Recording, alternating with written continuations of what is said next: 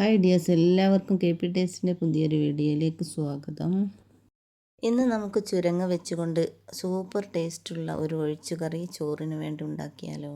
വളരെ രുചിയുള്ള, വളരെ പെട്ടെന്ന് തയ്യാറാക്കാൻ പറ്റിയ ഈ കറി എങ്ങനെ ഉണ്ടാക്കുന്നത് നമുക്ക് നോക്കിയാലോ.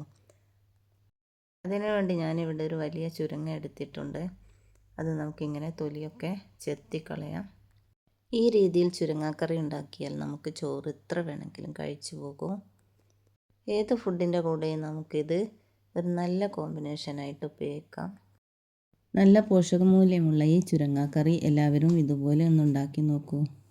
ഇത്രയും രുചിയോടെ നിങ്ങൾ ഇതുവരെ ഇത് കഴിച്ചിട്ടുണ്ടാവില്ല.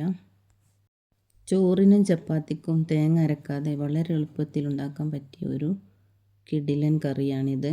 തൈര് ചേർത്താണ് ഈ കറി നമ്മൾ ഇന്ന് ഉണ്ടാക്കിയിട്ടുള്ളത്. വീഡിയോ ഇഷ്ടമായെങ്കിൽ ലൈക്ക് ചെയ്യാനും ഷെയർ ചെയ്യാനും മറക്കരുത്. ചുരങ്ങ മുഴുവൻ നമ്മളിപ്പോൾ അരിഞ്ഞു കഴിഞ്ഞു. നമുക്കിതൊരു പാത്രത്തിലേക്ക് മാറ്റാം. കഴുകിയെടുക്കണം. ശേഷം നമ്മൾ 2 ഉള്ളിയും 2 തക്കാളിയുമാണ് ഇതിലേക്ക് ചേർക്കുന്നത്. അതിങ്ങനെ ചെറുതായിട്ട് ഒന്ന് അരിഞ്ഞെടുക്കാം. ചുരങ്ങാക്കറി ഇഷ്ടപ്പെടാത്തവരായ ആരും തന്നെ ഉണ്ടാകില്ല. വളരെ എളുപ്പത്തിൽ ഉണ്ടാക്കാൻ പറ്റിയൊരു നാടൻ ഡിഷാണിത്. ഇതിലേക്ക് ആവശ്യമുള്ള തക്കാളിയും ഉള്ളിയും ഒക്കെ നമ്മൾ അരിഞ്ഞു കഴിഞ്ഞു. അടുത്തതായിട്ട് കുറച്ച് വെളുത്തുള്ളിയും ഒരു കഷ്ണം ഇഞ്ചിയും 3 പച്ചമുളകും നമ്മളിവിടെ എടുത്തിട്ടുണ്ട്. അത് നമുക്കിങ്ങനെ ചെറിയ കഷ്ണങ്ങളാക്കി അരിഞ്ഞെടുക്കാം. അരിയാനുള്ള ഐറ്റമൊക്കെ നമ്മളിപ്പോൾ അരിഞ്ഞു കഴിഞ്ഞു. ഇനി നമുക്ക് ഒരു ചട്ടി അടുപ്പത്ത് വെച്ചിട്ട് അതിലേക്ക് കുറച്ച് വെളിച്ചെണ്ണ ഒഴിക്കാം.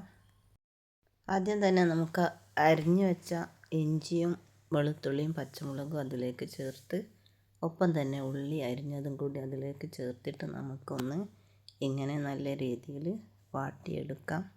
നല്ല രീതിയിൽ തന്നെ വേഗത്തിൽ വാടി കിട്ടാൻ വേണ്ടി നമുക്ക് ചെറിയ തീയിൽ ഇതൊന്ന് മൂടി വെച്ചുകൊണ്ട് വേവിച്ചെടുക്കാം. പച്ചക്കറി നമ്മൾ വേവിക്കുമ്പോൾ മൂടി വെക്കുന്നതാണ് നല്ലത്. കാരണം അതിൻ്റെ പോഷകമൂല്യങ്ങൾ നഷ്ടപ്പെടാതിരിക്കാൻ അത് സഹായിക്കും. നമുക്കിനി തക്കാളി ഇങ്ങനെ ചേർത്തിട്ട് നല്ല രീതിയിലൊന്ന് വാട്ടിയെടുക്കാം. ഇപ്പോൾ നമ്മുടെ മസാല നല്ല രീതിയിൽ തന്നെ വാടി വന്നിട്ടുണ്ട്. നമുക്ക് അതിലേക്ക് 1 ടീസ്പൂണ് മുളക് പൊടി എടുത്തിടാം. ഞാനിവിടെ കാശ്മീരി മുളക് പൊടിയാണ് എടുത്തിട്ടുള്ളത്. അതും നമുക്കൊന്ന് നല്ല രീതിയിൽ ഇങ്ങനെ വാട്ടിയെടുക്കാം. ശേഷം നമ്മൾ അരിഞ്ഞു വെച്ച ചുരങ്ങ മൊത്തം ഇതിലേക്കിട്ട് ഒന്ന് ഇളക്കി നല്ല രീതിയിൽ തന്നെ ഒന്ന് ഇളക്കിയെടുക്കാം. ഇതിൽ ഇത്തിരിയും വെള്ളം ചേർക്കേണ്ടതില്ല. ഇതിൽ നിന്ന് തന്നെ മൂടി വെച്ച് വേവിക്കുമ്പോൾ വെള്ളം താനെ വന്നുകൊള്ളും.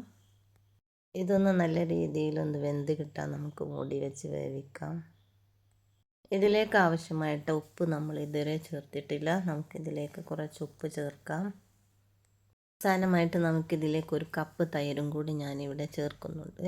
നമുക്കതും കൂടി ചേർത്ത് ഒന്ന് മിക്സാക്കി എടുക്കാം. കറിയിൽ നമ്മൾ ഒട്ടും തന്നെ വെള്ളം ചേർത്തിട്ടില്ല. ഇങ്ങനെ ഗ്രേവി ആക്കി എടുത്താൽ ഈ കറിക്ക് നല്ലൊരു ടേസ്റ്റ് ആയിരിക്കും. ഇനി നമുക്കിതൊന്ന് താളിച്ചെടുക്കാം. അതിനുവേണ്ടി ചട്ടിയിൽ നമുക്ക് വെളിച്ചെണ്ണ ചൂടായതിന് ശേഷം കടുകും കറിവേപ്പിലയും ഉണക്കമുളകും ഇട്ട് ഇങ്ങനെ ഒന്ന് ചെറുതായിട്ട് താളിച്ചെടുക്കാം. താളിച്ചെടുത്ത ഇത് നമുക്ക് കറിയിലേക്ക് ഒഴിക്കാം. ഇപ്പോൾ നമ്മുടെ കറി ഉണ്ടാക്കി കഴിഞ്ഞു.